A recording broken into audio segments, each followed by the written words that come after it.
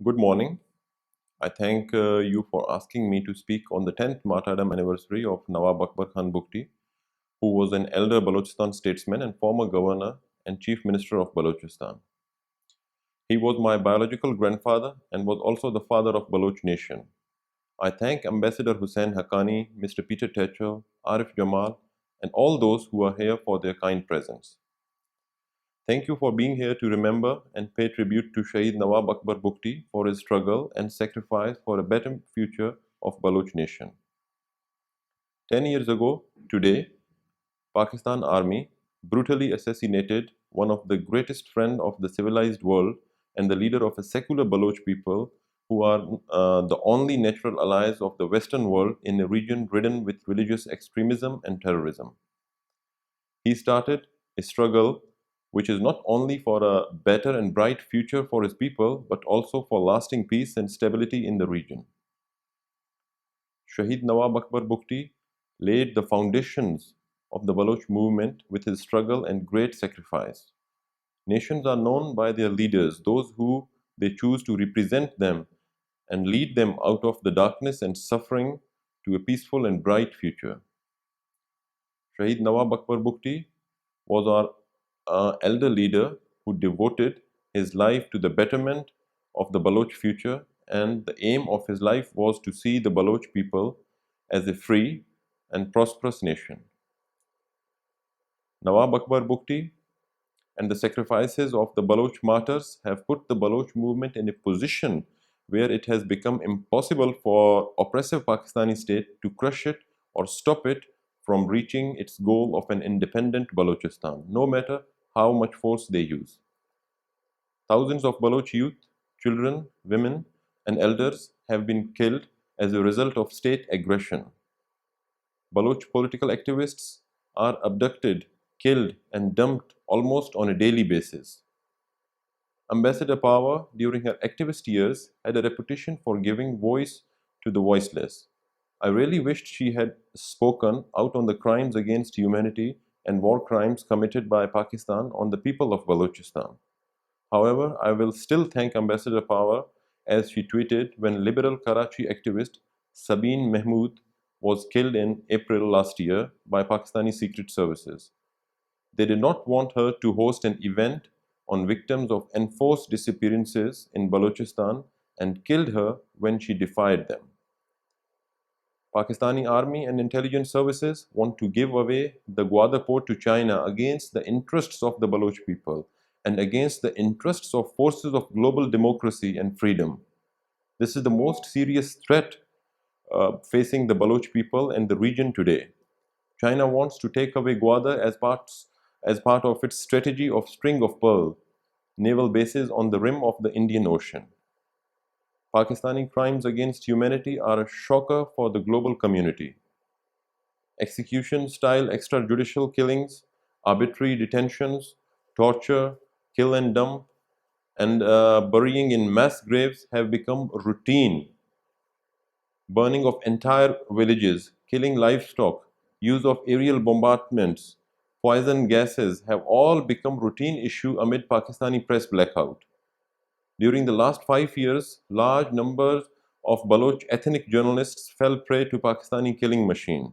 Balochistan is also the world capital of enforced disappearances where 25,000 people have gone missing.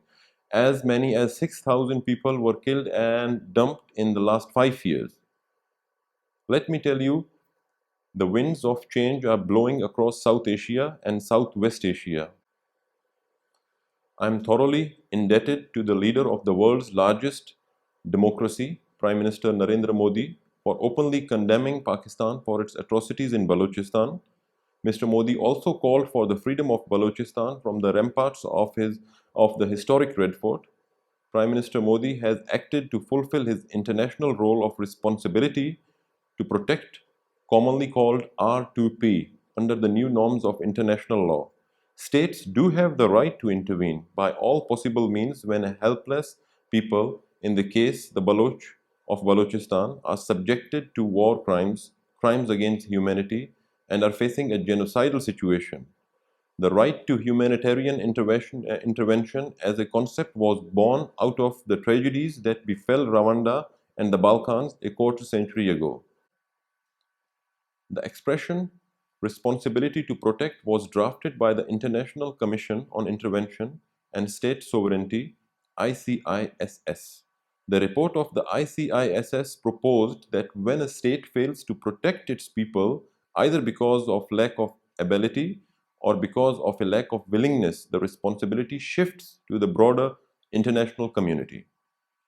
There is a collective international responsibility to authorize military intervention in the event of genocide and other large scale killing, ethnic cleansing, and serious violations of humanitarian law. As such, I will welcome political, moral, and military help from secular democracies for the people of Balochistan. Thus, Prime Minister Modi acted in the spirit of R2P concept when he talked about highlighting human rights violations in Balochistan from the ramparts of the historic Red Fort of Delhi on the Independence Day of India. It is the duty of United States as leader of the free world to echo the call of Prime Minister Modi for freedom of Balochistan.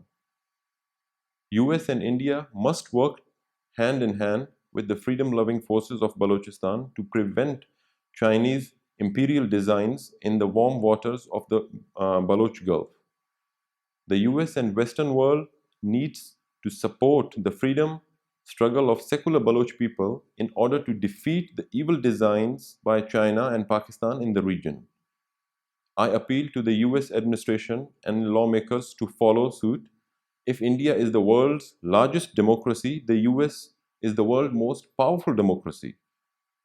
I am sad that neither President Obama nor Vice President Joe Biden ever mentioned anything about extrajudicial killings and gross and human rights violations in Balochistan in their nearly 8 years in US government.